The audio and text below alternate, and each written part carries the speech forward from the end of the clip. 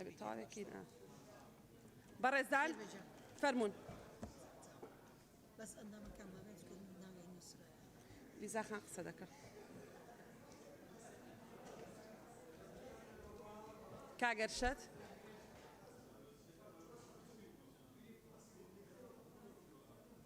هفدار كاغرشت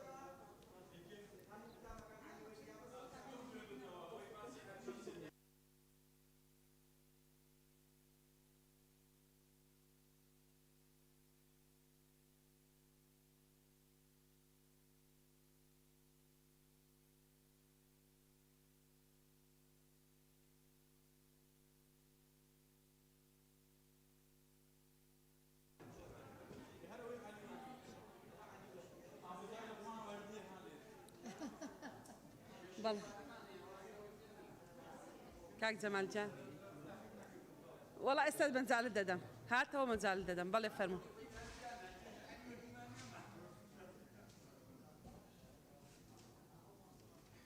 كاك برادران فتام لم كاك ليزا ايوش دستي سر الفراكسيون صوت كامرا اشتاق يوصل للبقره شكلوي ناو كان دخل بيته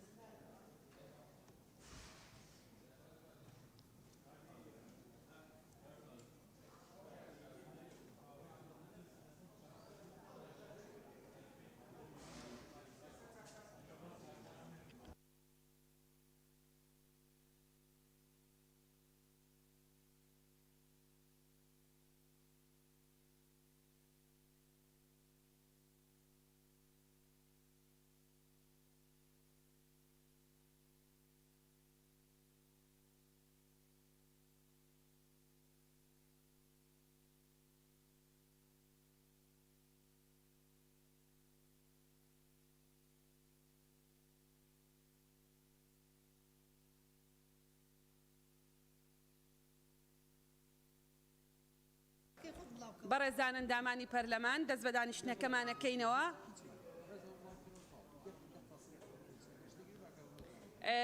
فەرموون لیزا خان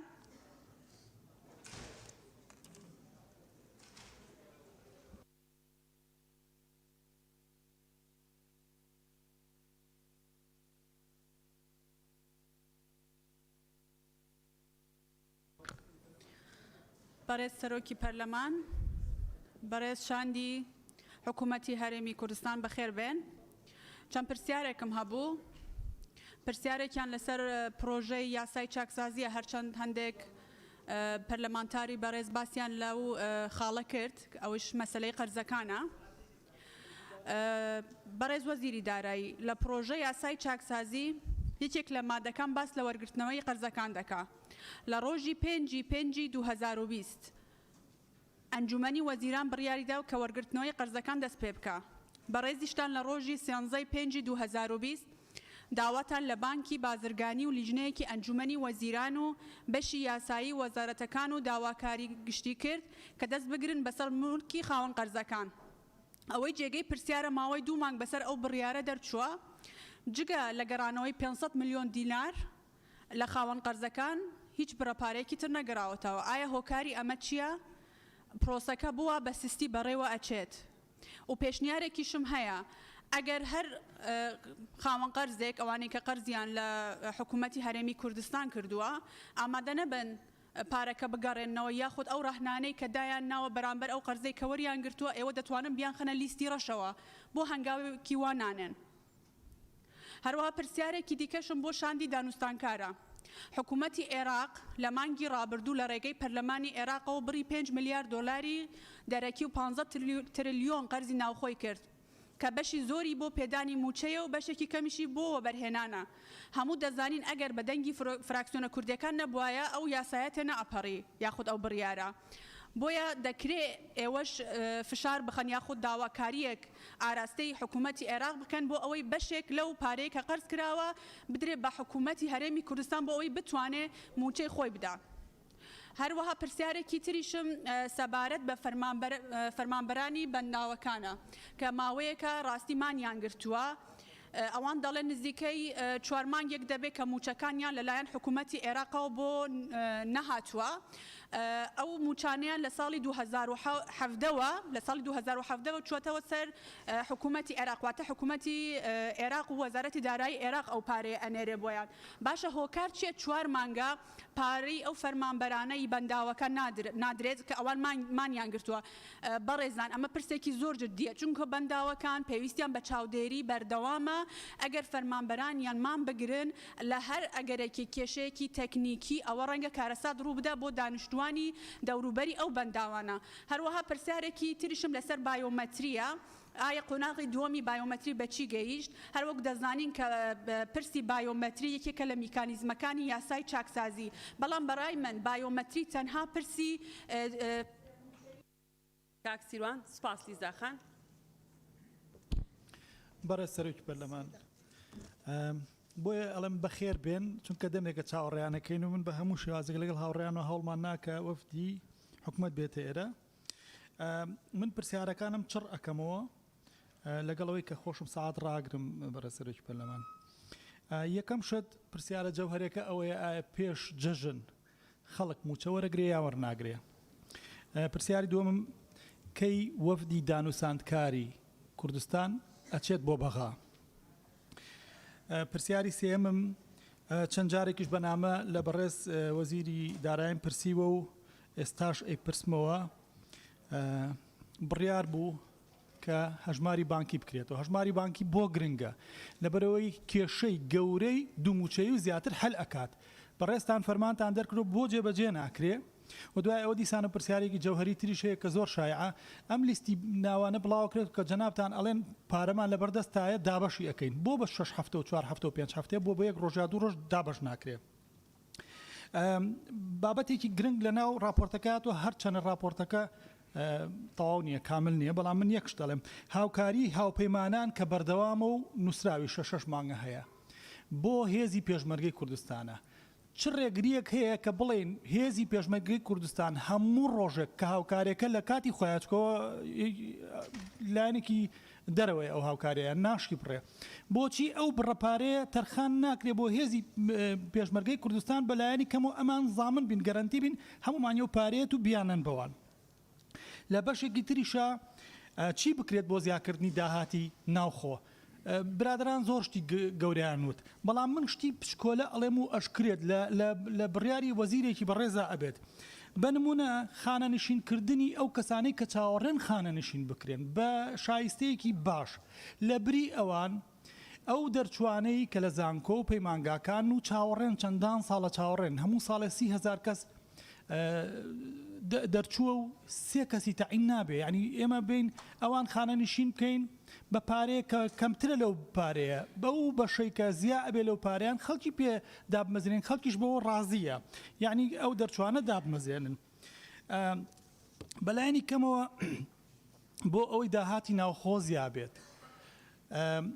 لێرە لە هەشتی حەسارۆک 16,500 عەرزە هەیە تاپۆ کراوە حکومەت یاوێتی 13 ساڵە ڕێگە نادرێ ئیشتیا بکرێتەوە ڕێگەی لێبن پارەی تاپۆکۆرگە ملیارات دینارە خەڵک ئەبوژێتەوە بەرژەوەندی خەڵک بەکارە بێ دەست هەلی کاریش ئەتە ناو کوردستانەوە داهاتێکی باششە خاڵە سنوورەکانی کوردستان بە هەمووی دەستێوەردانی حیزبیتایە من نمونەیەک ئێم بە بەڕێستان جەنابی وەزیر نامەکەی منت لایە لە سنووری باشماق تاوان لە سنوورەکانی تریش هەیە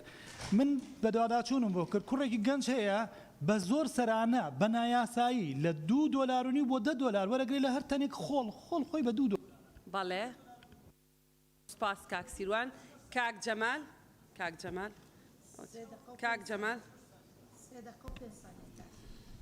فەرمون کاک جەمال بە ناوی خوای گەورە و میهرەبان بەڕێز سەرۆکی پەرلەمان بە خێراتنی وەزیرە بەڕێزەکان و ستافی ئەنجومەنی وەزیرانەکەم سوپاسی خوشکوبراکانمان دەکەم کە بەتێر و تەسەلی ڕەخنەکانیان گرت لە بابەتی ئەو قەیرانە دارایی کە ڕووی تێمان کردی دەستیان خۆش بی بەڵام کەمتر باس لە چارەسەرەکان کرا ڕاستی هەندێک چارەسەر هەنا خۆتە هەتای ناکرێ ئێمە حکوومەتی هەرێم و میلەتەکەمان لەو قەیرانە دابژی بەداخەوە ئێمە لەسەر خاکێک دەژین خوای گەورە بە پیرۆزترین خاچی سەرزەمینی وەسف کردیە لە قورئانی پیرۆز ئەگەر بەهات با بمانتوانی بایە ئەو خاک و ئاوەی خۆمان بە شێوەی زانستیانە و بربێنین سێ کوردستانی وەکو ئەو کوردستانی خۆمانمان پێدەژیاند. ئێستاش نەتوە بچی هەندێک ڕێکار هەنە ئەگەر حکوومەتی هەرێم بیانگریتە بەر هەم نەجاتیە بی لەو بێموچەیە ئەو قەیرانێک کە ڕوومان تێدەکا. ئێستا ئێران و تورکیا شەڕی ئاومان لەگەرەکەن. پێمان وایە ئاو هیچی لا نەوت کەمتر نییە ڕۆژێک دێ ئاو بە قیمەتریش دەبی لە نەوتەکە. ئەو ئێستا زەیدوکان شاهیدە بە لێدانی چەند تونێلێک لە ئێران ڕێڕەوەکەشی گۆڕیە. ئەو ئاوەی مەچەند لەوەتی دنیا هەیە سێ ڕووبارمان سیروان و دوکان و قەندیل زێر و گەوهەر دەڕژێننا قورجی خەڵکانی ناوەڕاست و باشووری عێراق. خۆمان کەمترین ئیسیفادەمان لێ کردیە. لە کاتێکدا دەتوانین بە چەند تونێلێک دەتوانین دەشتی هەولێر، دەشتی قەراد و کەندیناوە، دەشتی ئاکرێ، دەشتی گەرمیان وا لێ بکەین چیتر سەوزە و میوە و نیسکونۆک و مریشک و هێرکە لە تورکیا و ئێران نینین. ڕاستی بەڕێز وەزیری دارایی میلەتەکەمان ئەگەر سێ و پرتەقاڵ و مۆز و هێلکە و مریشکی ئێران و تورکیا نەخوا لە برسان نامری. لە کاتێکدا ئەو سەروەتانە لە خاچی خۆمان بە زیادەوە هەیە. ئەوەی من ئاگادارم لە وەزارەتی کشت و کاڵ گۆشتی مریشک نەک ئیکتیفای ذاتی دەتوانرێت 6,000 تەنیش ڕەوانەی دەرەوە بکە. بۆ مریشکی بەست و تاکەی دەینن بۆ کوردستان بۆ واناکەن ئەو منتوجاتی لە کوردستان کە خۆمان هەمانە لە ناوە خۆ بەکار بێتەوە و چیتر جوتیاران و خەڵکی خۆمان تووشی زەرەر نەبن. ئەگەر ئەو ڕێکارانە جێبەجێ بکەن چیتر سەدان هەزار گەنجمان بەبێ ئیشی ناسوڕێتەوە. چیتر سەیەکەمەکانی کۆلیج و پەیمانگاکان داوای دامەزراندن ناکەن لە کاتێکدا خەتەرێکی گەورە لەسەر پرۆسەی خوێندن هەیە کە بەرەو پێش. سپاس. کاکڕاهی بیرۆکەکەی تۆ تاوا دەکا فەرمون کاکڕاهی.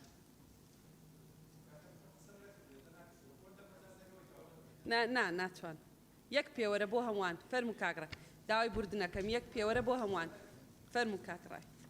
بەناوی خۆی گەورە و میهرەبان بەڕێستۆرێکی پەرلەمان ئێمە کۆمەڵێک پرسیارمان هەبوو بەڵام دیارە برادران باسییان کرد پرسیارەکانمان دەربارەی موچە بوو، دەربارەی بودجە بوو، دەربارەی گرێبەستنەوتیەکان بوو، دەربارەی سێ یەکەمەکان بوون بەڵام ئوسوڵیەن و پەیڕەویەن دووبارەی ناکەینەوە بۆی کاتی ئێوە نەبین. بەڵام دوو پرسیاری ماوە بۆ بەڕێز وەزیری دارایی. بەڕێز وەزیری دارایی ساڵی 2017 بۆ ڕێنەوتێک فرۆشرا بە بەهای 1.6 میلیارد دۆلار و دوای فرۆشتنیشی بەکرێ گرتمانەوە وەکو حکوومەتی هەرێمی کوردستان. بەڕێز وەزیری دارایی بەڵێ بەڕێز وەزیری دارایی حکمت و منتیقی فرۆشتنی مڵکێک بە بەهایەک بە دوای ئەوەش بەکرێگرتنی یاخود بە کرێگرتنی بە هەمان مڵک و بە هەمان بایەکی تر لەکوێدا یعنی حکمت لەکوێدایە مڵکێک بفرۆشین ئەوە لە بەرامبەردا بەکرێ بگرین بە بەهایەکی زیاتر. ئایا وەکو حکوومەتی هەرێمی کوردستان بژاردەتان لە بەردەما کە ئەم هەڵێ ئابووری ڕاستکەنەوە؟ دوو بەڕێز وەزیری دارایی جەنابتان مانگی دوو تەشریفتان هێنا بۆ پەرلەمانی کوردستان باسمان لە چاکسازی کرد باسمان لە کۆمەڵێک بابەت کرد بە تایبەتی لەسەر بابەتی دەرماڵە کە مادەی 5 یاسای چاکسازیە جەنابتان لەوێ زۆر مناقەشی ئەوەمان کرد کە دەبێت ڕوون بکرێتەوە لەو مادەیە بە ڕستەیە کۆتایینەیە بەڵام بەداخەوە دەنجی نەهێنا لە ئەنجامدا ڕستەکە وەک خۆی دەرچوو مادەکە بەو شێوازە تێپەڕی. جەناب شتان دوای بەدوای ئەوە پێڕەوێکتان دەرکرد پێڕەوەکە باسی دەرماڵەی کرد بەڵام ئێستاش بۆ ئێمە پەرلەمانتار ڕوون نییە چارەنووسی دەرماڵەکان بەرەو کوێ دەڕۆن تکایە بۆ ماڕوونکەوە و بۆ بەڕێز وەزیری پلاندانان. بەڕێز وەزیری پلاندانان لە هەرێمی کوردستان بێکاری لە 11 لە 11 ئەو ڕێژێ ئێمە هێزی کار لە هەرێمی کوردستان لە 140 هاوڵاتیانە ئەو ڕێژەیە ڕەنگە تا ڕادەیەک مامناوەند و ئاسایی دیار بێت بەڵام ئەگەر لێ بکۆڵینەوە نە ئاساییە نەمام ناوەندە بە شێوازێکی دیکە لە ستادەی ئەو چلێ واتە لە هەر چوار هاوڵاتێکی کە وزەی کاری هەیە و توانای کارکردنی هەیە یەک هاوڵاتی بێکارە بێ ئیش و کارە بۆیە سپاس دەکەم گەوڵام دەیە و پلانی ئێوە چی بۆ ئەو سپاس زۆر سپاس نقطەی نظامیە بەڵێ بەڵێ کاگومێت بەناوی خۆی گەورە بەڕێز سەرۆکی پەرلەمان زۆر داوا لێبوردن خاڵی پەیڕەوی نییە بەڵام لە ناچاریدا بابەتەکە ئەوەندە گەورە کرایە وەکو فراکسیۆنی پارتی دموکراتی کوردستان ڕوونکردنەوەیەک ڕوونکردنەوەیەک دەخینە ڕوو ئەگەر دەرفەتە بیتن بەداوا لێبوردنەوە تایبەت بەو بابەتەی کە لە دانیشتنی پێشوو پەرلەمانتاری بەڕێز کە کێویدار بابەتێکی خستە ڕوو بەداخەوە لە دەرەوەی هۆڵ هەم لە میدیا هەم لە سوۆشیال میدیا هەڵمەتێکی زۆر ناڕەوە دەرحەق هەم بە ئێمە وەکو فراکسیۆن هەمیش بە بەڕێزیان دەکرێتن جگە لەوەی قسەکانی کاکێویدار گزارشتە لە بۆچوونی کەسی بەڵام لەگەڵ ئەوەشدا ئەو باسی سەردەمێکی کردیە نەک خوانەخواستە خەلیفەی موسڵمانانی باس کرد بیتن باسی سەردەمی خەلیفەی موسڵمانانی کردیە لە دینی ئیسلامیشدا ئەگەر کفریش بێ قسەیە کفریش بێ نەقلی کفر نییە بۆیە ئەوەی کە کراوە من بۆ ڕایگشتی ڕای دەگەینیم کە بەداخەوە زۆر بە شخصی کرا زیاتریش لە شخصیکردنەکەی بە سیاسی کرایە هەدەف تێدا بە جۆرێکەوە دەبینین هەڵمەتێکی زۆر گەورە دەرحەق بە ئێمە دەکرێت لە پرەنسیپی ئێمەشدا هاوسەنجی لە نێوان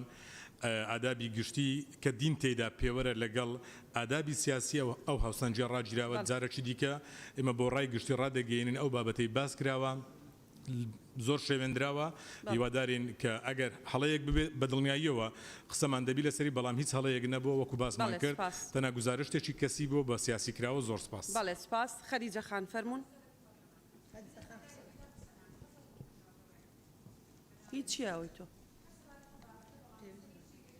ئەزانی کۆتایی پێبێنن هەمووتان کە قسە دەکەن لە دەرەوە ئەڵێن هیچ شتێک لە موچە و لە بوجە و لە ژیانی خەڵک گرنگتر نییە خەڵک چاوەڕێ ئەمڕۆ جوابی خۆشی پێ بگا قسەی باشی پێ بگا ئەندامانی پەرلەمان چاوەڕێ ئەوەن وەڵامی پرسیارەکانیان بدرێتەوە کە پرسیاری کۆی خەڵکە بەدرێخان هەموو ئەو کەسانەی کە موسڵمانن کە دینەکەیان دینی موسڵمانە خوان بە موسڵمانە زانن ئەوەی کە هێویدار وتویەتی ئەگەر شعوری ئەوەی لەم منبەرەوە هێویدار وتویەتی ئەگەر سەرباری ئەو ڕوونکردنەوانەی کاک ئومێد داوێتی ئەگەر شعوری هەر کەسێکی موسڵمانی برینار کردووە من لە جیاتی هێویدار داوای لێبوردن لە خەڵکی کوردستان دەکەم کۆتایی پێبێنە بەدرێخان بەسا یاڵا خەریجە بەڕێز سەرۆکی پارلەمان چەند پرسیارێکم هەیە ڕاستە و خۆ پرسیارەکان دەکەم بوو بەڕێز وەزیری دارایی سەبارەت بە ڕێنمایی وەزارەتی دارایی ژمارە 12 برگەی پێنجەم خاڵی هەشتەم کە باسی هەڵبەشاندنەوەی خزمەتی پێشمەرگایەتی و ئاوارەیی دەکاتن ئایا لێرەدا مەبەستان ئەو خزمەت هەیە کە خار 16 ساڵ یعنی باز کراوە لە خزمەتەکەیان پێم وایە بەپێی یاسای چاکسازی ئەوانەی کە لە سەروی 16 ساڵ خزمەتیان هینابیتەوە ئەوە هیچ تەئسیرێکی لەسەریان نابیتن پێم باشە جەنابێت بەڕوونی باسی ئەو خاڵە بکەیت بۆ ئەوەی کە خەڵکی زیاتر دڵنیا ببیتەوە چونکە پرسیارێکی زۆر لەسەر ئەم بابەتە کراوە پرسیارێکی تریش سەبارەت بە یاسای چاکسازیە ئایا ئەنجامی جێبەجێکردنی یاسای چاکسازی کە کەی دەرئەکەویت کە بتوانین وەکو سەرچاوەیەک بۆ زیادبوونی داهات احتیمادی لەسەر بکەین ساڵێکی تر دو ساڵی تر ئایا ئەو موچەی کە لە مانگی داهاتوو ئێستا ئیش لەسەر دەکەن کە بدەن موچەی مانگی هەفتە ئەگەر وایە مانگی 3 4 5 6 چی لێ دێتن بڕیارێک هەیە لە ئەنجومەنی وەزیران دەرچووە بڕیاری ژمارە 33 سەبارەت بە پێداچوونەوەی هەیکەلیەتی وەزارەتەکان ئایا ئەم بڕیارە بۆ ئەوەیە کە ژمارەی وەزارەتەکان کەم بکرێتەوە یاخود پێداچوونەوە بە هەیکەلیەتی وەزارەتان لە ناوخۆدا بکرێتن چونکە لە ڕاستیدا ئێمە لە هەرێمی کوردستان زۆر وەزارەتمان هەیە وڵاتێک وەکو ئەلمانیا کە 80 میلیۆن کەسە تەنها 9 وەزارەتی هەیە پرسیارێکی تریش حەز دەکەم بە ڕێز وەزیری دارایی زۆر بەڕوونی ئەگەر پێمان بڵێتن وەڵامێکمان بداتەوە سەبارەت بە سەیەکەمەکانە کە بەگشتی و بە تایبەت ئەوانەی کە لە ساڵی 2016 تەخەڕوجیان کردێ ئایا دەتوانن یان نیەتان هەیە کە دام بمەزرێنن یاخود نە پرسیارێکم هەیە لە بەڕێز وەزیری هەرێم بۆ دانستان ئایا لەسەر ئاستی نێودەوڵەتی هەوڵتان داوە کە کێشەکانی نێوان هەرێم و بەغدا چارەسەر بکرێت چونکە ئەوەی کە دیارە وازحە عێراق نایەوێت لەگەڵ هەرێمی کوردستان ڕێک بکەویتن نیەتی نییە چونکە بەخوشی لە وەزعێکی ئابووری زۆر خراپدایە بڵێن نقطەی نظامیشم هەیە ئەگەر دەرفەتم بدەیت وەختەکەت تەواو بووە نقطەی نظامی جیایە وەختەکەت تەواو بووە کاتێکی تر داوای نقطەی نظامیکە دکتۆر ڕێبوار فەرموون بەڕێز سەرۆکی پەرلەمان بەڕێزان لە ئەنجومەنی وەزیران من وێڕایەوەی هەندێک تێبینیم هەیە لەسەر دەقی راپۆرتی لجنەی دارایی بەڵام ڕێک لە بەرکات دێمە سەر بەیت القەسید ئەویش ئەوەیە بەڕێزان لە ئەنجومەنی وەزیران دەپرسم ئایا ئێمە کە یاسایەکمان دەرکرد بە ناوی یاسای چاکسازی من بە میکانیزمێک یا بە سەرچاوەیەک لە باشترکردنی باری دارایی هەرێمی کوردستان یەزانم یا حکوومەتی هەرێمی کوردستان یەکێک لە گرنگترین بڕگەکانی ئەو یاسایە بریتیە لە وەرگرتنەوەی قەرزەکان لە ئێوەی بەڕێزە پرسم کە هەم ئێوەمانان هەم ئێمەش لەبەردەم مەسئولیەتێکی وجدانی داین بەرامبەر بە خەڵکی خۆمان وەکو نوێنەرێکی گەلی کوردستان لێرەوە لێتانە پرسم بۆچی تاوەکو ئێستا ئەو قەرزانەتان وەرنەگرتوتەوە کە ئەگەر بە نمونە باسکەین تەنها کۆمپانیای نالیا 750 میلیۆن دۆلاری لە ئەستۆیە بۆچی تاوەکو ئێستا وەرتان نەگرتوتەوە لەبەرەوەی بەوەرگرتنەوەی ئەو قەرزانە هەم باریدارەی حکوومەتی هەرێمی کوردستان باشترە بێ هەمیش بۆ موچەی مانگی 3 ڕەنگە باش بێ دیسانە پرسم بەڕێز وەزیری دارایی ئەو دەنگوانەی هەیە کە لەسەر مەرزەکان و خاڵە سنووریەکان و گومرگەکانە جەنابتان لە پۆزیشنێکی ئەوتۆدان کە من دڵنیام زانیاری ورتان لەبەردەستدایە ئایا ئەوەی دەگوزرێ لەم مەرزانە ڕاستە بە تایبەتی ئەوەی کە دەنگۆی ئەوەی هەیە یا هەندێک لە میدیاکان باسیەوەکەن کە لە هەندێ مەرز داهات ناهێتەوە هەرێمی کوردستان دەمانەوێت ڕاستی ئەو بابەتەمان بۆ ڕوونکەوە کە ئایا مەرز هەیە لە هەرێمی کوردستان داهاتەکەی نێتەوە حکوومەتی هەرێمی کوردستان و خەزینەی گشتی و ئەگەر ئەوە ڕاستە کە ناهێتەوە هۆکارەکانی چین دیسانەوە لە جەنابتانە پرسم بۆ بابەتی هەمدیز بۆ بابەتی یاسای چاکسازی جەنابتان ئەزانن یەکێک لە گرنگترین بڕگەکانیشی بریتیە لەوەی کە موچەی خانە نشینی ناڕەوە دەبڕدرێ ئایا ئەمە بەچە هەنگاوێک گەیشتووە ئەوەی لێرە و لەوێ گوێمان لێ دەبێ ئەوەیە کە هەندێک پینە و پەڕۆ هەیە بۆ چارەسەرکردنی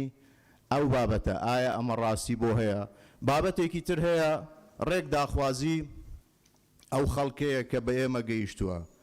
ئەو پاشەکەوتە کە لە ساڵانی ڕابردوو لە کابینەی هەشتم هەبوو ئایا لە ئێستا لە هەکبەی حکوومەتی هەرێمی کوردستان هەیە بە میکانیزمێکی دیاری کرا و بیانداتەوە و بابەتی ئەوەی کە بڕینی 121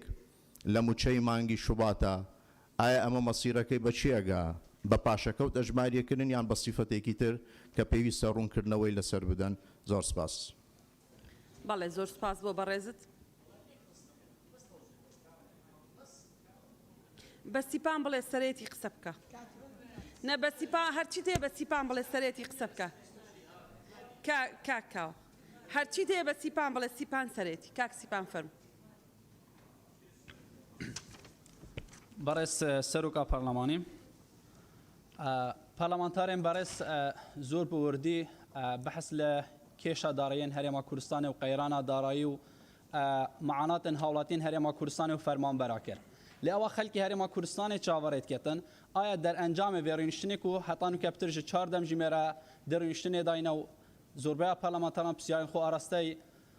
وەزیرە ناوبریکردن و راپۆرتا لیژنە تایبەتمەندی هەبووە ئایا دەرئەنجامێ vێڕۆنیشتنێ دێ چ بیتن ئەگەر بتنێ بەحەسکردن بیتن و موچە نەهاتەدان و گومرکان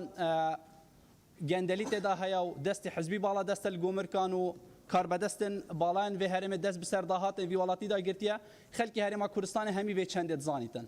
لە ئەوە خەلکی هەرێما کوردستانی چاوەڕێتکردن ئایا دەرئەنجامێ vێڕۆنیشتنێ دێ چ بیتن ئەگەر هیچ دەرئەنجامێک نەبیتن ئایا ئەبرکەل وێرە بۆ ڕۆنیشتین ئەوە کو ئەم دەبێژین زۆربەیە هاوڵاتین هەرێما کوردستانت زانن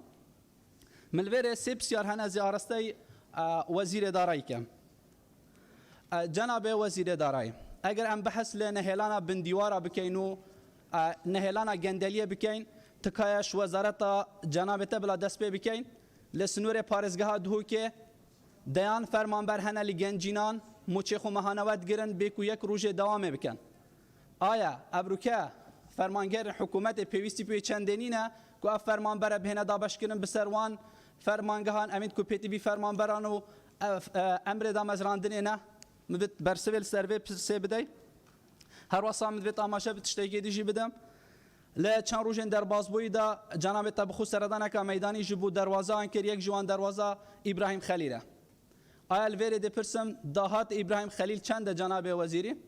ئایا داهاتە vê گومرکێ و سەرجەم گومرکێندی bi şêweyekî giştî vegeriyete xezîna hikûmetê yan destêwerdanên hezbî di gumrkandan tawîra de jî bi tenê 25 sedê vedgerîte wezaretê digel hindê de jî aya denguya wê çendê jî heye ku wisulatên taybetên gumrka İbrahim Xelîl nagihene berdestê te belkû ji lê birîkarê te ve têne dîtin û zor spas. بەڵێ زۆر سوپاس کاک ڕزگار لێرە نییە کاک کاروان بەناوی خدای گەورە مێرەبان بەڕێز سەرۆکی پەرلەمان هەڵبات ئێمە لە هەرێمی کوردستان سێ سەرچاوی داهاتمان هەیە کە داهاتی نەوت و ناوخۆ و تەمویلێکی بەغدامان هەیە بە جۆرەی موازنەی ساڵی 2019 من لەسەر هەر سێتەوەرەکە بە خێرایی قسە دەکەم ئەگەر پێم نەبڕی سوپاس دەکەم یەکەم ئێمە هەموو مانگێک 6 ملیۆن دلار و لە ساڵێکدا 750 ملیۆن دلار دەدەین بە بۆڕی نەوتی گواستنەوەی نەوت لە کاتێکدا خۆمان بۆڕی نەوتی کوردستان وەکو حکومەتی هەرێمی کوردستان هەمان بووە بەڵام بە بڕی ملیارێک و 600 ملیۆن دلار داومانە بە کۆمپانیایکی هەلی لە هەرێمی کوردستان کە لێرە نامێ ناوەکەی بێنم دووەم ئێمە هەموو مانگێک 50 ملیۆن دلار واتە لە ساڵێک 600 ملیۆن دلار دەدەین بە تورکیا وەکو وڵاتێکی خانەخوێ لەوەی کە بۆڕی نەوتی پێدا دەڕوات و لە هەمان کاتیشدا هەموو مانگێک 30 ملیۆن دلار و ساڵانە 360 ملیۆن دلار هەردەین بە تورکیا وەکو قەرزێک کە تا ئێستاش نازانم قەرزەوە کارەکەی چیە و چۆنە و کەی بووە و چەندە و بۆ کێ من داوا بەڕێز وەزیری دارایی دەکەم کە ڕوونی بکاتەوە بەڕێز سەرۆکی پەرلەمان ئەم ڕقەمانەی کە من باسییان دەکەم بۆ مانگێک دەکەنە 180 ملیۆن دلار لە ساڵێکدا دەکاتە ملیارێک و 680 ملیۆن دلار ئایا بەڕاستی ئەگەر حکومەتی هەرێمی کوردستان لە ڕێگەی سۆمەوە نەوت تەسویق بکات ئەم پاران دەدات ئەمە یەکەم دووەم هەموو مانگێک نەوتی هەرێمی کوردستان بە 7.25 دلار کەمتر دەفرۆشێت 5 دلاری تری دێتە سەربار کە 2.5 دلار پارەی پریپەیمنتەوە تا نەوتێک کە فرۆشراوە هێشتا نەفرۆشراوە پارەکەی وەرگیراوە کە خەڵکی ئەم کوردستانە باجەکەیدا تا ئێستا بەڕێز سەرۆکی پەرلەمان و لە هەمان کاتدا 2 دلار و نیو وەکو معدەناتی نەوتی لە نەوتی حکومەتی هەرێمی کوردستان کەم دەکرێتەوە کە ئەمە بەڕاستی خەتەرێکی یەکجار گەورەیە لەسەر هەرێمی کوردستان کە خەڵکی کوردستان دووبارە باجەکەیدات سێمینیان ئێمە ئەگەر لە ڕۆژێکدا 470,000 بەرمیل نەوت بەرهەم بێنین واتە کۆی گشتی دەکاتە 6 ملیۆن لە کۆی ئەم نەوتە لە ڕۆژێکدا 144,000 بەرمیل وەکو کۆس ڕیکەڤەری دەڕوا بۆ حەقی کۆمپانیاکان کە لە ساڵێکدا دەکاتە سەروی 1 ملیۆن و 692,000 بەرمیل نەوت کە ئەم پارەیەکی خەیاڵیە من دەپرسم لە بەڕێز وەزیری دارایی و تەواوی تیمی حکومەتی هەرێمی کوردستان ئەرێ ئەم پارەیە تەواو نەبوو ئایا ئیسماراتی نەوتی لە هەرێمی کوردستان بە بەهای 65 میلیارد دلار کراوە تا ئێستا ئایا دامەزراندن لە هەرێمی کوردستان بەرمەبنای ئەم پارەیە 250,000 هەلی کار بەرهەم هاتووە لە هەرێمی کوردستان نەخێرکە نەبووە تەمە نادەکەم وەزیری دارایی جواب بداتەوە دووەم بەڕێز سەرۆکی پەرلەمان لە ساڵی 2015 و 16 و 17 و 18 کورتێنان بە بڕی 15 تریلیۆن دینار بووە و قەرزەکانی حکومەتی هەرێمی کوردستان لە هەموو کاتێکدا وەکو ئاماژەی پێ دەکرێت 27 میلیارد دلار بووە لە کاتێکدا داهاتی حکومەتی هەرێم لە ماوەی ڕابردوو زیاتر بووە لە 50 میلیارد دلار و بڕی موچە تەنها 40 میلیارد بووە دەی من دەپرسم ئەم قەرزان لە بەهای چی کراوەکەواتە لە کاتێکدا سەقفی قەرزەکان دیار نییە وردەکارەکەی دیار نییە ئەمەش دەڵێن بەرمەبنای ئەم راپۆرتەیە کە لە دیوانی چاودێری داراییەوە تەصدیق نەکراوە کە خۆی لە ئاساسدا مەشمولی مناقەشەکردن ناکات بەڵام ناچارین کە بیکەین ببنەما بەڕێز سەرۆکی پەرلەمان بەڕێزان دامانی پەرلەمان بەهای گەندەڵی لە ساڵی 2018 بە بڕی 274 ملیار و 832 ملیۆن و 885,200 دینار بووە لەسەر ئەم پارەیە یەک تاکە دینارێک نەگەڕاندراوە بۆ خەزانەی حکومەتی هەرێمی کوردستان لە کۆی 285 قەزەی دادگایی تەنها 99 قەزیان سپاس هەمان پێوەرە بۆ هەمووان کاک شاخەوان فەرموون کاک شاخەوان فەرموون کاک شاخەوان فەرموون هەمان پێوەرە هەیە بۆ هەمووان کاک کاروان چل پەرلەمانتار پێش جەنابەت قسەی کردووە 3 دقیقە قسەیان کردووە کاک شاخەوان فەرموون بەڕێز سەرۆکی پەرلەمان کاک شاخەوان بەردەوام بە جەنابەت ئەگەر قسەکەی بەڕێز سەرۆکی پەرلەمان فەرموون کاکاروان تکا مەکە حەقی خۆت 3 دقەیە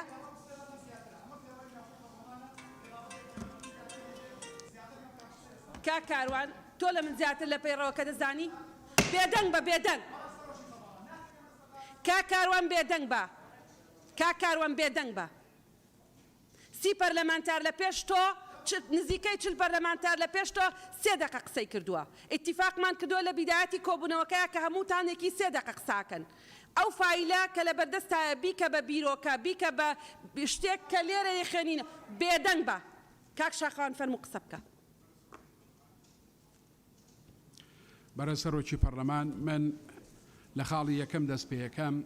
پرسیارەکە ئەوەیە قەرزی کۆمپانیاکان ئەوانەی کە لە لای ئەو شخصانن کە لەسەر ئاستی هەرێمی کوردستان خەریکی ئیسtismار و بەرهێنان و کۆمەڵێ پارەی زۆریان وەرگرتووە یعنی ئەوە بەلامانەوە گرنگە لە ڕاستیە لەسەرەوە بەرچاوڕوونیەک هەبێ هەرچەند بەشێک لەو برادرانە قسەیان لەسەر ئەو بابەتە کردووە بەڵام ینی پێویستەکە قسەی زیاتر لەسەر ئەو بابەتە بکرێ خاڵێکی کە ئەوەی کە برای بەڕێزم کە دکتۆر ڕێبوار باسی کرد بە نیسبەت گەڕانەوەی داهاتی خاڵە سنووریەکان بۆ خەزێنەی گشتی لە خاڵە سنووریەکان جگە لەوەی کە یعنی ئەوەی کە باسەکرێت داهاتی خاڵە سنووریەکان ئەوە جەنابی وەزیری دارایی بەوردی متابعێ و بابەتە ئەکات و من دڵنیام یعنی ئەوەی کە ئیشی وسوڵات و ڕسمیە پارەکە ئەگەڕێتەوە بۆ خەزێنەی گشتی بەڵام گرفتەکە لەوەیە ئەوەی کە لە خاڵە سنووریەکان ئەکرێ مجموعەیە شخصن باشە ئەم شخصانە یعنی بابڵی خەریکی بردننی باری قاچاق و پێنەدانی گومرگی ڕسمی و یعنی قاچاقچێتی سنوورەکان لەسەر ئاستی شخصە لە مەرزە سنووریەکان ئەکرێت خاڵێکی کە ئەوەی کە برای بەڕێز کە باڵام بۆ پێشنیاری کردمن تەیدی بۆ چوونەکەیەکەم و پشتیوانی ڕەکەیەکەم ئەوەی کە گرنگە لە ڕاستیە لە مەرزەکان من تاکی دەکەمەوە لە مەرزەکان قاچاقچێتی شخصی ئەکرێت لەسەر ئاستی شخص ئەکرێت لەبەرەوە ئەوە داهاتی خاڵە سنووریەکان ئەگەڕێتەوە بۆ خەزێنەی گشتی لەبەرەوەی جەنابی وەزیر پێشووتر و لە چەند مناسبەیەکی کار ڕوونکردنەوەی داوە لەسەرەوە بابەتە بەڵامەوەی کە ئەکرێت لە خاڵە سنووریەکان و لە مەرزەکان قاچاقچێتی شخصیە داهاتەکەشی بۆ شخصە سوپاس بەڵێ زۆر سپاس دکتۆر زانە بەڕێز سەرۆکی پەرلەمان وێڕای دەستخۆشیم بۆ سەرۆکایەتی ئەنجومەنی وەزیران بۆ بڕیاری ژمارە 706 لە 23/2020 کەم بڕیاری ئەنجومەنی وەزیران تایبەتە بە پێداچوونەوە لە وەرگرتنی باج لە کۆمپانیەکانی بواری نەوت و گاز و ئەو گرێبەستانەی کراون بۆ بواری نەوت لە کۆمپانیا نەوتیەکان و بواری سیکیوریتی کۆمپانیاکانی نەوت دەپرسین لە تیمی ئەنجومەنی وەزیران لە 23/2020ەوە تاوەکو ئەمڕۆ هۆکاری جێبەجێ نەکردنی ئەم بڕیارەی سەرۆکایەتی ئەنجومەنی وەزیران چییە و خەتەواتەکانیان بۆ جێبەجێکردنی ئەم بڕیارە چییە چونکە هەمومان دەزانین لە هەرێمی کوردستاندا 2 لیوای نەوت و گاز هەیە بەڵام بەداخەوە تاوەکو ئێستا بەشێکی زۆری کۆمپانیا و چێلگە نەوتیەکان لەلایەن کۆمپانیاکانی ئەهلی سکیوریتی بەڕێوە دەچن کە ئەمەشیان بارێکی قورسی دارایی لەسەر حکوومەتی هەرێمی کوردستان دەستخۆشی بۆ بەڕێزان لە لیژنەی دارایی بۆ ئامادەکردنی ئەم راپۆرتە هەر بە پێ راپۆرتەکەی بەڕێزیان دیارە لە شەژمانجی سەرەتایی ساڵی 2020دا بڕی 618 ملیار و 627 میلیۆن دینار وەزارەتی سامانە سروشتیەکان داوێتی بە وەزارەتی دارایی وەک لە راپۆرتەکەدا ئاماژەیان پێکردێ بەڕێزیان کە ئەم بڕە کاک زیادیش تیکراری ئەو ڕێی کردەوە کە ئەم بڕە تەنها ئەم بڕە دراوەتە وەزارەتی دارایی نەک داهاتی وەزارەتی سامانە سروشتیەکان من لێرەدا بە پێویستی دەزانم بپرسین ئایا لەم شەژمانگەدا داهاتی وەزارەتی سامانە سروشتیەکان چەند بووە و بە چ شێوازێک بڕەکانی دیکە لە چیەوە دەرهاتین بۆ ماوەتەوە ئەو بڕەکە تەسلیمی وەزارەتی دارایی کراوە لە کاتی مناقەشەکردنمان لە پرۆژەی یاسای چاکسازی ئەم تیمە بە ڕێزەی حکوومەتی هەرێمی کوردستان کە ئەمڕۆکە لێرە ئامادەن ئەو کاتیش لەگەڵمان بوون لێرە گفتوگۆی زۆرمان کرد لەسەر ڕێخستنەوەی خانە نشینی گشتی لە هەرێمی کوردستان ئەو کات بەشێک لە ئێمە پەرلەمانتاران باسی خانە نشینی هێزەکانی پۆلیس و ئاسایشی ناوخۆمان کرد و بڕیار بۆ حکوومەتی هەرێمی کوردستان پرۆژەیەکی تایبەت ئامادە بکات بەڵام تاوەکو ئێستا ئامادە نەکراوە دەپرسین کەی ئەم پرۆژەیە دێتە پەرلەمانی کوردستان چونکە تاوەکو ئێستا پلەدارانی پۆلیس و هێزەکانی ئاسایشی ناوخۆ کارمەندانی پۆلیسی و هێزەکانی ئاسایشی ناوخۆ بە 200,000 دینار خانە نشین دەبن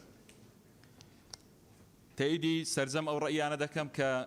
زەمیلەکان و لە پەرلەمانی کوردستان باسی داهاتی گومرجیان کرد پێویستە لەم دانیشتنەدا بەڕێز وەزیری دارایی ئەگەر لە لای زەحمەت نەبێت پێم وابی هەندێک پێی ناخۆش بوو پرسیارەکان زۆر بن بەڵام ئەگەر بنووسیت لە بیری ناچیت داهاتی خاڵە سنووریەکانمان بۆ ڕوون بکاتەوە چونکە ضرورە بۆ ئێمەمانان بزانین داهاتی خاڵە سنووریەکان بە چ شێوازێکە و چەندێک دێتەوەدا خەزێنەی حکوومەتی هەرێمی کوردستان. دوایین خاڵم تایبەتە بە فەرمانبەرانی گرێبەست. فەرمانبەرانی گرێبەست لەگەڵ ئەوەی کە حکوومەتی هەرێمی کوردستان لە دەقی وەڵامەکەیان زەمانەتێکیان بە ئێمەدا بە پەرلەمانی کوردستان کە حەقیان زامن دەبێت لە ڕابردوودا بەڵام فەرمانبەرانی گرێبەست ناکرێت 6 مانگ و 7 مانگی هەر ساڵێک چاوەڕوانی نوێکردنەوەی گرێبەستەکانیان بن لە وەزارەتی دارایی. ئەم گرێبەستانەی لە وەزارەتی داراییەوە دەکرێن تاوەکو ئێستا فەرمانبەرانی گرێبەست موچەی مانجی 1 و 2 ساڵی 2020یان وەرنەگرتیە هۆکارەکەش لە هەر وەزیرێکی بەڕێزی دەپرسی هۆکارەکە ئەوەیە کە وەزارەتی دارایی گرێبەستەکانی تاوەکو ئێستا نوێ نەکردیتەوە. زۆر زۆر سپاس. سپاس کاک حاجی سەفین. بەناوی خدای گەورە و میهرەبان بەڕێز سەرۆکی پەرلەمان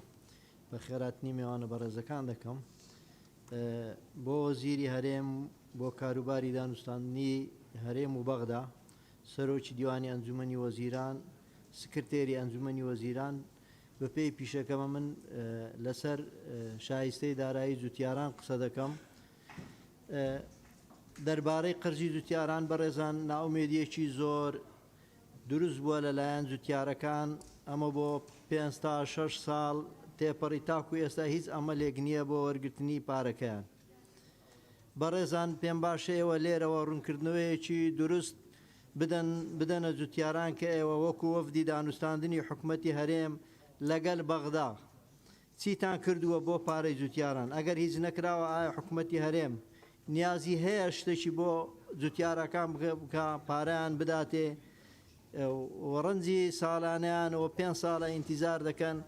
ئەوانیش حەق خۆیتیانەوە داواکاری هەموو جوتیارەکانە. ئەوە خاڵک. خاڵی دوام قەرەبووی زەوی کشتتوکاریەکان بە بڕیارێکی ئەنجومەنی وەزیران بە شێوەیەکی کاتی وەستێنراوە. داوا دەکەین لە حکوومەتی هەرێم بڕیاری قەرەبووی جوتیاران بداتەوە ئەوانەی زەویان کوژایتەوە. خاڵەکی دیشمەوەیە لەسەر قەرزی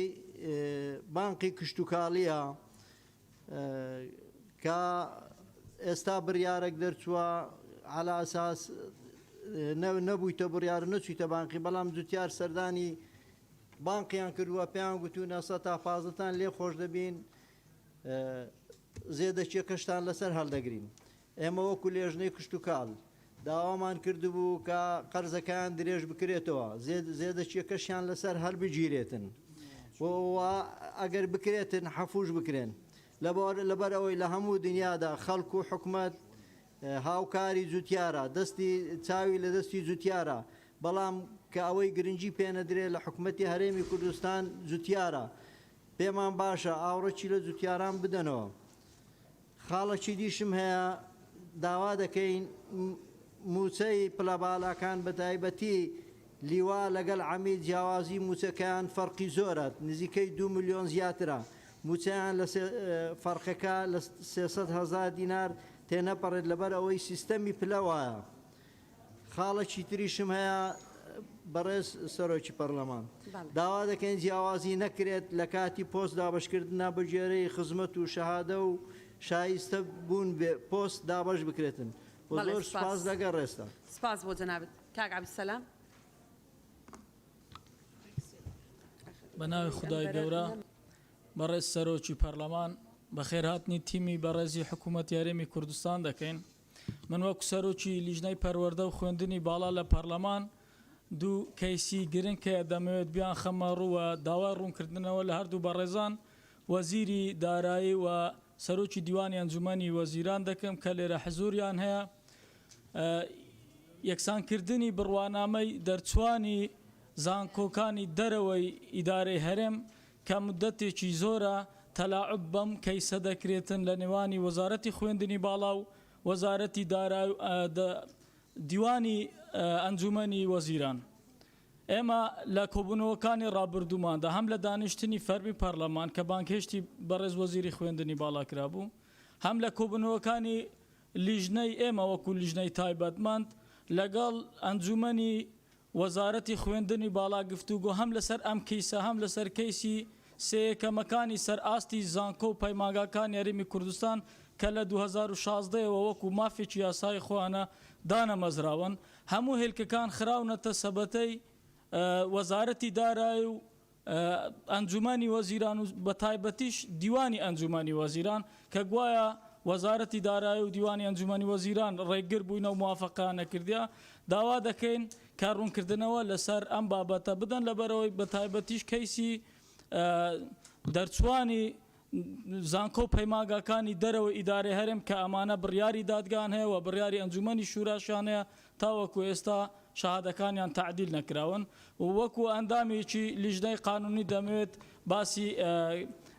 بابەتێکی دیکەی گرنگ بکەم کە بابەتی کرێنشینانە بەڕێز سەرۆکی پەرلەمان وەکو لای جەنابیشتان معلومە کە بە بڕیاری ژمارە 32 ساڵی 2003 پەرلەمانی کوردستان دەسەڵاتی دابوو بە ئەنجومەنی وەزیران کەوا لە حاڵەتێکی وا نەخوازرا و وەزعێکی ڕاهەن بێتە پێش دەسەڵاتی پێدا بوو جگە لەوەی کە دەسەڵاتی هەیە لە کرێنشینانی خۆی کە وەکو مڵک و ماڵی دەوڵەت لیان خۆش ببێت لە هەمان کاتیشدا دەسەڵاتی هەبێت لەسەر ئەوەی کە فەرز بکات و ئیجباری مالکەکان بکات و هاوڵاتیان کە ئەوانەی مالکەکانیش کە هاوڵاتی نەک تەنیا مڵک و ماڵی حکوومەت کە بتوانێت کرێەکە کەم کاتەوە بەڵام لە هەر لەم پەرلەمانە بەڕێزە لە ساڵی 2008 قانونی ژمارە 9 دەرچوو کە ئیلغای ئەم قەرارەی کردەوە واتە بەڕێز ئەنجومەنی وەزیران کە بە سوپاسەوە ئەم قەرارەیدا و دەسەڵاتی خۆی بەکارهێنا لەوەی کە لە مڵک و ماڵی دەوڵەت لە کرێی ئەو فترەی کەرەنتین لە کرێنشینەکانی خۆی خۆش بوو بەڵام بۆ ئەم بابەتە کە بمانەوێت لە کرێنشینان خۆش ببن دەبێت ئەنجومەن بیرۆکەکە گەیشت کاک موسلیم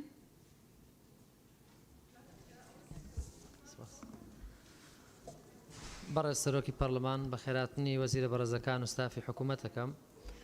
بەڕێزان لای هەمووان ئاشکرایە کە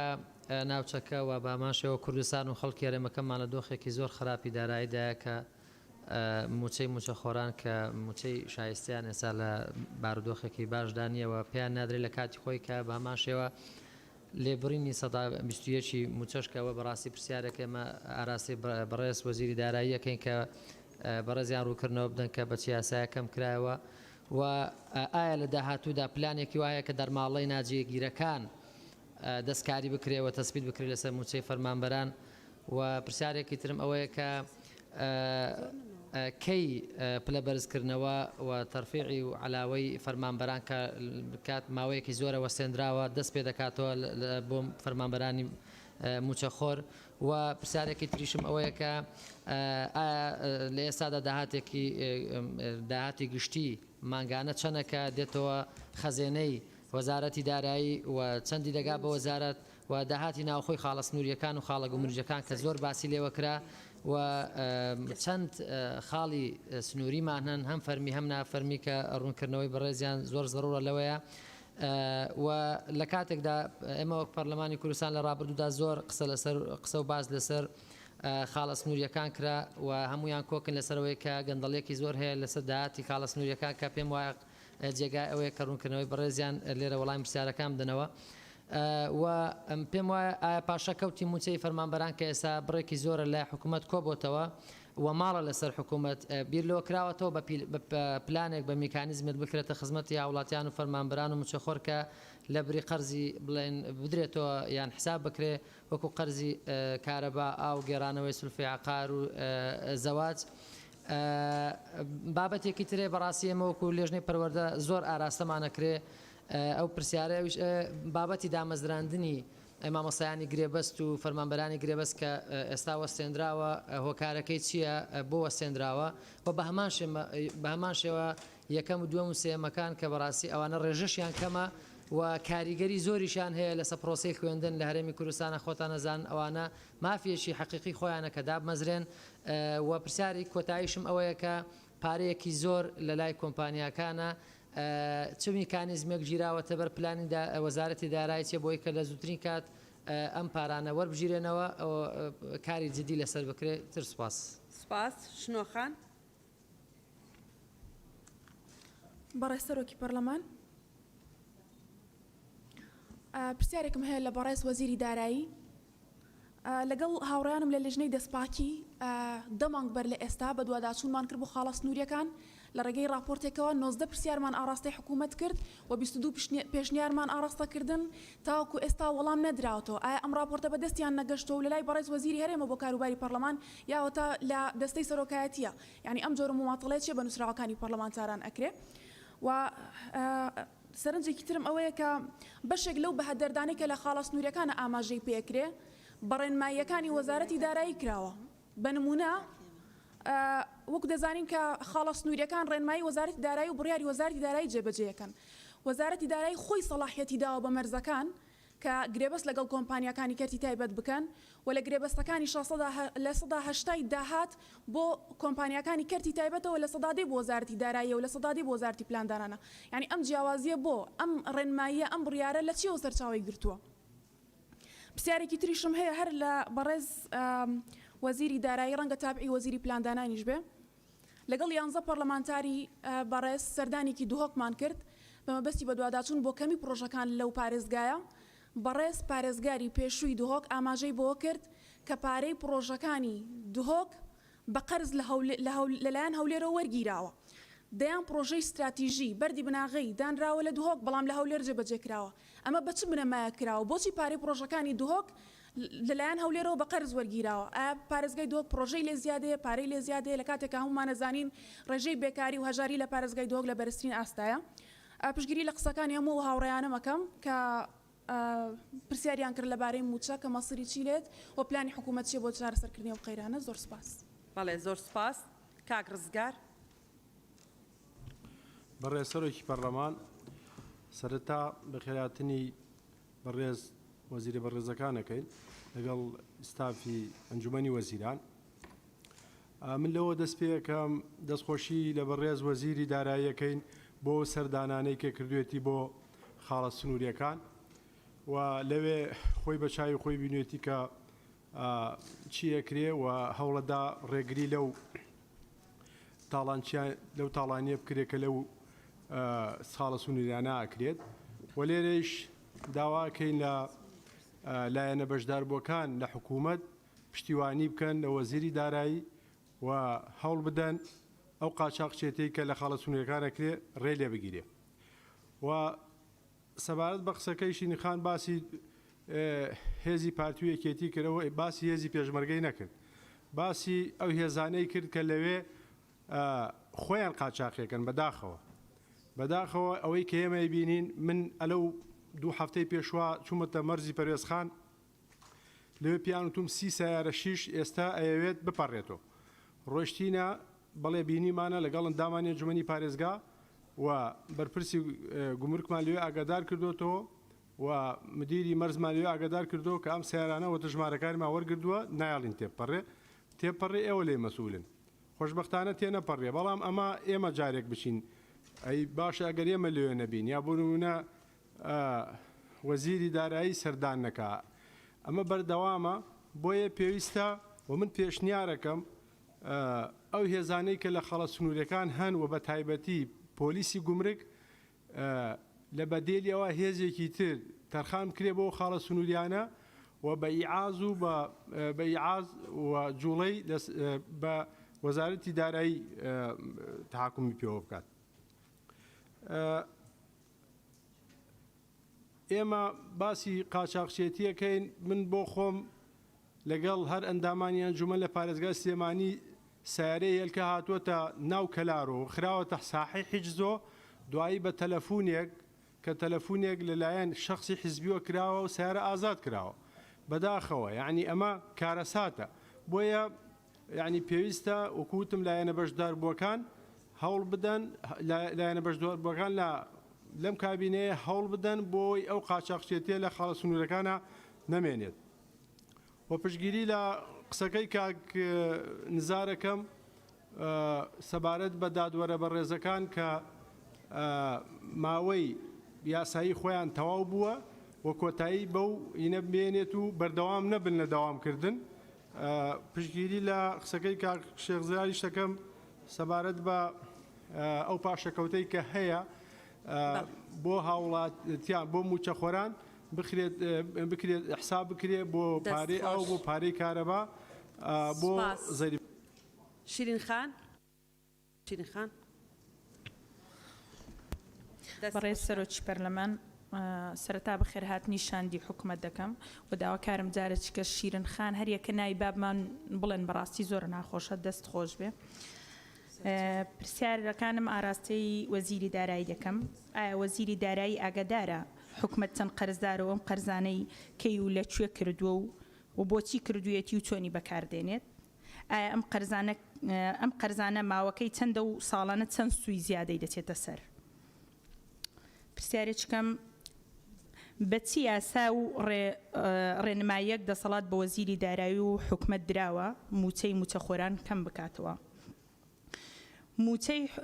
بۆچی حکومەت کاتێک ڕوبەڕووی قەیران دەبێتەوە بە مەبەستی تێپەڕاندنی قەیرانەکە موچەی فەرمانبەران و موچەخۆران کەم دەکاتەوە هۆکاری قەیرانەکان بەگشتی بریتینە لە گەندەڵی و خراپ بەڕێوەبردننی نەک موچەی فەرمانبەران واتە بڕینی کەمکردنەوەی موچەخۆران موچەی فەرمانبەران قەیرانەکان چارەسەر ناکات بەڵکو قەیرانەکان بە چاکسازی ڕیشەیی لە خەرجی و داهات چارەسەر دەبێت نەک بەکەمکردنەوە داوا لە وەزیری دارایی دەکەم یعنی بەڕاستی حەق وەڵامەکی مطلق بداتەوە ئایا موچەی فەرمانبەران و مانگانە دەدرێت و چ کاتێک دەدرێت ئەگەر موچەیان پێنادرێت بۆچی لە وەزارەتەکەی دەست لە کار ناچێشێتەوە کە موچەی پێنادرێت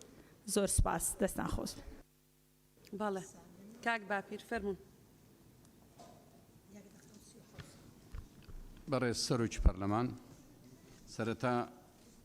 بە خێراتنی شاندی حکوومەتی یاریمی کوردستان دەکەم بێگومان کە باس لەو گیر و گرفتانەی ئاڵاون لە هەرێمی کوردستان باسییان لێ دەکەین بریتە لە قەیرانی دارایی و ئابووری و کارجێڕی کە بەسێ هۆکار هاتوونە ئاراوەیەکان بڕینی ئەو شایستەی کە بە بڕیارێکی سیاسیە لان حکوومەتی ئیتیحادیەوە حکوومەتی فیدرالی عێراقەوە بڕاوە و بە بەرنامە و هەموو ساڵێک دووبارە بۆتەوە هەر لە سەرەتای دروستبوونی عێراقی نوێوە ئەو کێشەیە لەگەڵمان دەژێت ئەوەی دووەمیشیان خراپ بەڕێوەبردنە لە ناوخۆی خۆمان ئەوەی سێهەمیش کە بەڵای کۆرۆنایە کە بەسەرمان هاتووە بەسەر هەموو جیهانە هاتووە بۆتە مای گرفت ئاڵانێکی لێمان ئەوەی کە گرنگە لێرە پەیوەندە بە خۆمانەوە پشت بە عێراق نەبەستین پشت بە خۆمان بەستین ئایا بتوانین ئیدارەی خۆمان ڕێخین بەو شێوەیە چاکسازی بکەین چاکسازی بەس لە موچە و دەرماڵە نا چاکسازی لە تەواوی سەکتەرەکان تر بە تایبەتی نەوت و داهاتی تریش ئەو بکەین فرەچەشنی لە داهاتدا دەتوانین بیکەین کەرتی کوشتتوکاڵ بۆ بژێنینەوە بە دروستکردنی بازار و بە پیشزاکردنی بەروبمە کوشتتوکاڵەکان ئایا وەزارەتی پلاندانان ئەو پلانەی داناوە بۆ ئەوەی بتوانێت کەرتی کوشتتوکاڵ بژێنتەوە ئایا وەزارەتی پلاندانان پلانی داناوە بۆ ئەوەی هەموو هاوڵاتیان بەهرەمەند بن نەک تەنها موچە خۆران ئێمە تەرکیزمان کردوتە سەر موچە ئەی تەواوی چین و توێژەکانی کۆمەلگا چۆن بەهرەمەند دەبن لە سەروەت و سامانی ئەو وڵاتە چۆن دەتوانین هەلی کاریان بۆ بڕەخسێنین چۆن دەتوانین بازار ڕێخین ئەو بازاڕی ئێستا بە ناوی بازاری ئازادەوە بازارێکی قۆڕخکراوە لەلایەن چەند کۆمپانیاک و چەند ئەوەی بەڕێوە دەدرێت چۆن دەتوانین ئەو بازار ڕێخین بیکەینە بازارێکی مختلط ئەگە لە بەرژەوەندی گەلی کوردستانە و بتوانین عەدالەتی کۆمەڵایەتی تێدا بێتە دی و لە هەمان کاتیشدا هەموو خەڵکی کوردستان بەهرەمەند بێ لە داهاتی لە سەروەت و سامانی ئەو وڵاتە پلانیان چییە بۆ ئەوە ئەوەی کە لە ڕابردوو بووە دیارە هەموو هاوڵاتیان بەهرەمەند نەبوون لە سەروەت و سامان بە ڕێژەیەکی زۆر تەفاوتی تەبەقی جیاکاری چینایەتی تێدا لەدایک بووە چۆن ئەو جیاکاریە کەم بکەینەوە من پێم ئەوە ئەرچی حکوومەتی یاریمی کوردستانە و بە تایبەتیش وەزارەتی پلاندانان بتوانێت تەواوی کۆمەلگا و تەواوی بە پێی موقعی جوغرافیەش تایبەتمەندیەکانیش بەهرەمەند بن لە هەمان کاتدا من پرسیارم هەیە لە وەزارەتی دارایی و هەرچەندە ئەنجومەنی نەوت و گازیش لێرە سیان لێرن ئێستا لە حاڵی حاضردا پرسیاریان دەکەم ئایا داهاتی غازمان هەیە ئەو غازەی دەفرۆشێ بە ماڵان چەندە و داهاتەکەی چەندە ئەوی دەدرێتە وەکو سوتەمەنی بەکاردێنرێ بۆ سەرچاوی کارەبا و دابینکردنی وزەی کارەبا بە پارەیان بە بێ پارەیە دەدرێتە ئەو بۆ وەرهێنە یان بە پارەی دەدرێتە و چەندە داهاتەکەمان بڕیار بوو لە ساڵی 2019 و بەرهێنانی غاز ببێتە بەدیلی نەوت ئایا ئەوە کراوە هەنگاوی بۆنراوە لە ئەوە 2020 داین سپاس بۆ جەنابەت بۆیان بنووسە بۆی لە ستانداردەکەی خۆمان دەرنەچین دەست خۆش کاک باپیر دەست خۆش گولی زارخان سپاس بۆ قسەکانت بەڕێز سەرۆکی پەرلەمان بەخێرهاتنی شاندی حکوومەت دەکەم من دوو پرسیارت هەنا ئەزێ ئاڕاستەی وەزیری داراییکەم پرسیارەش دێکورتکەم پرسیارە ئێکێ حکوومەتە هەرێمێ مانگانە پێویستی 805 میلیارد دینارە بۆ دابینکردنا معاشە ئایا بەپێی راپۆرتی لیژنەی دارایی بۆ چاکسازیکردن لە سەرچاوەکانی داهات لە هەرێمی کوردستان ئەگەر جێبەجێ بکرێت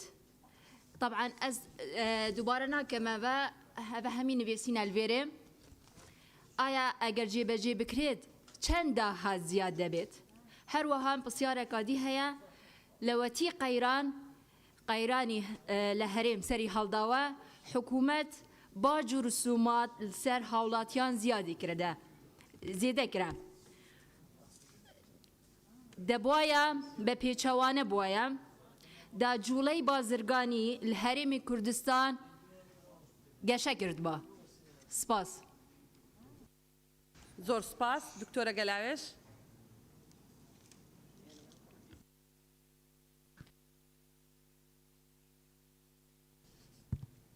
بەڕێز سەرۆکی پەرلەمان سەرەتا بە خێراتنی میوانە بەڕێزەکان دەکەم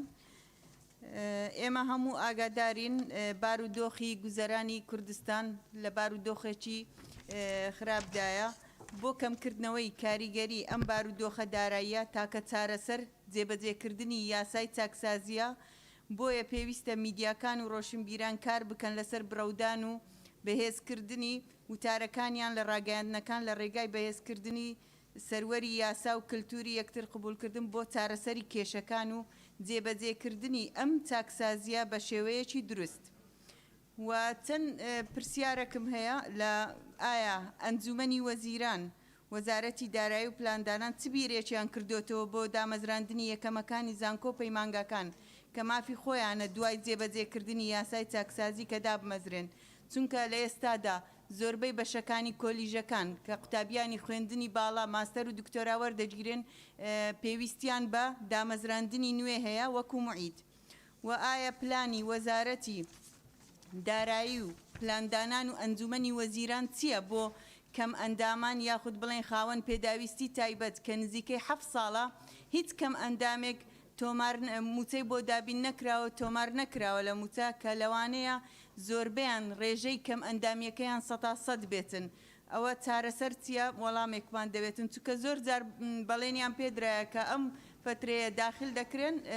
بەڵام بەڵێنەکە نەچ بۆیە پێویستمان بە وەڵامێکە و وەکو لە راپۆرتەکەی لیژنەی دارایی هاتێ دەستخۆشیان لێ دەکەین کە ئاماژەیان پێداوە کە چەند کەرتێک بدرێتە کەرتی تایبەت وەکو کارەبا بۆیە من پێم باشە کەرتی تەندروستیش ئەگەر بێت و لەگەڵ حکوومەت و کەرتی تایبەت هاوکاری بکرێت بۆ خزمەتکردنی باری تەندروستی هاوڵاتیان زۆر باشتر دەبی و پاڵپشتی لە قسەکانی بەڕێز دکتۆر سەباح دەکەم بۆ سندوقی شێرپەنجە و بۆ بە هەمیشەییکردنی گرێبەستانی تەندروستی و خۆبەخشانی تەندروستی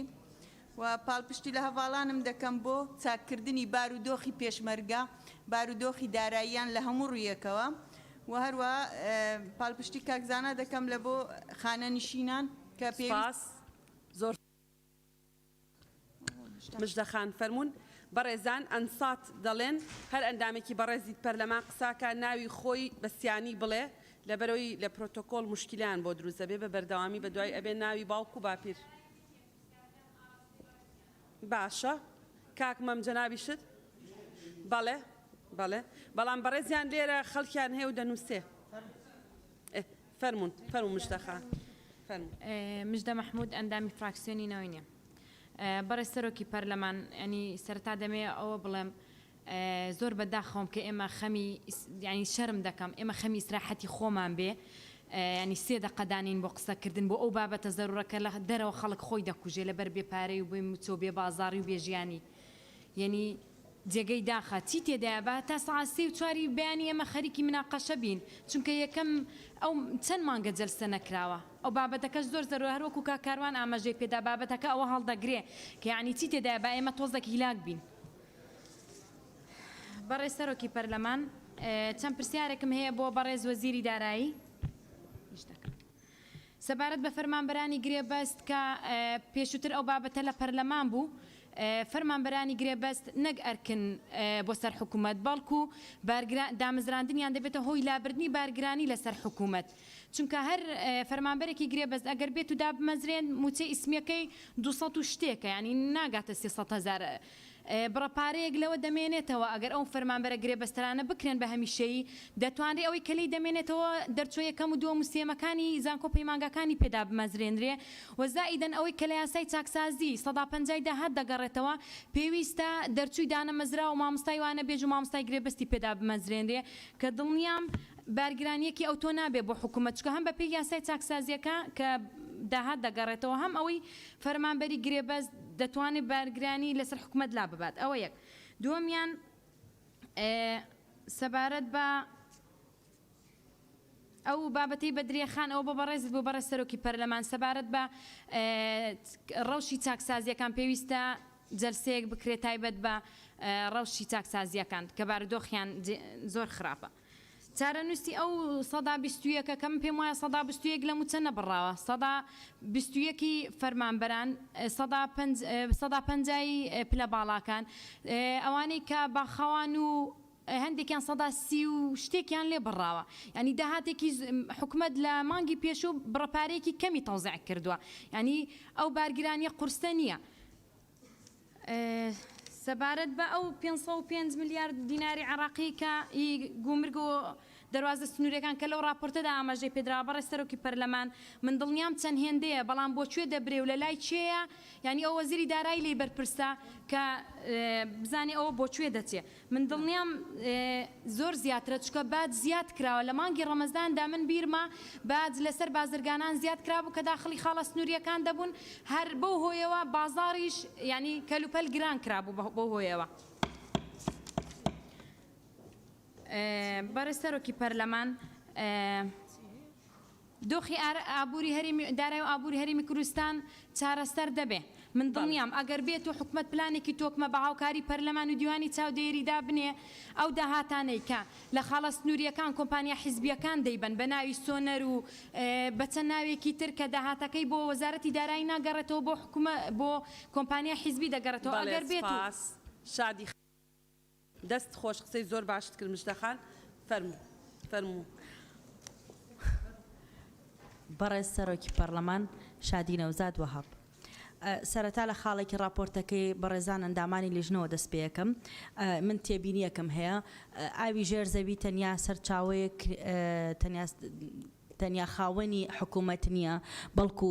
ئەوەندەی کە دەوڵەت خاوەنداری ئاوی ژێرزەویەکە ئەوەندەش نەوەکانی داهاتوومان ئێمە بەرپرسیارین دەوان چونکە وەک کاک جەمال ئاماژەی پێدا ڕۆژگارێک چاوەڕێمانە کە شەڕ لەسەر ئاو هەڵەگیرسێ و هەموو ململانەکان دەبنەوە ململانێ لەسەر ئەو بڕێکە هەیە بۆیە من پێم باشە بۆی شادی خان ئەو حاڵەتە پەیوەندی بە ئەوە یعنی یەکێک لە ئەندامانی بەڕێزی پەرلەمان حادیسەیەکی لێ قەوماوە بۆیە ڕەفیقەکانمان ئەچنە دەرەوە ینی بۆی دواتر بە جۆرێکتر کەس و کاری یەکێک لە ئەندامانی بەڕێزی پەرلەمان چۆتە دەرەوە خۆشی فەرموو شادی خان بەردەوام بە یعنی شتێکی دیاریکراو نییە ئەو چوونە دەرەوەی پەیوەندی بە حاڵەتێکەوەی فەرموون بە هیوای سەلامەتی بۆ هەموو بە هیوای سەلامەتی ئەوە تێبینیەکە من بوو پرسیارەکانم بۆ بەڕێزان لە میوانانمان لە وەزارەت دانیشتنەکاڵەگرین بۆ ماوەی چارەکێک بەستەرەکەمەوێتەوە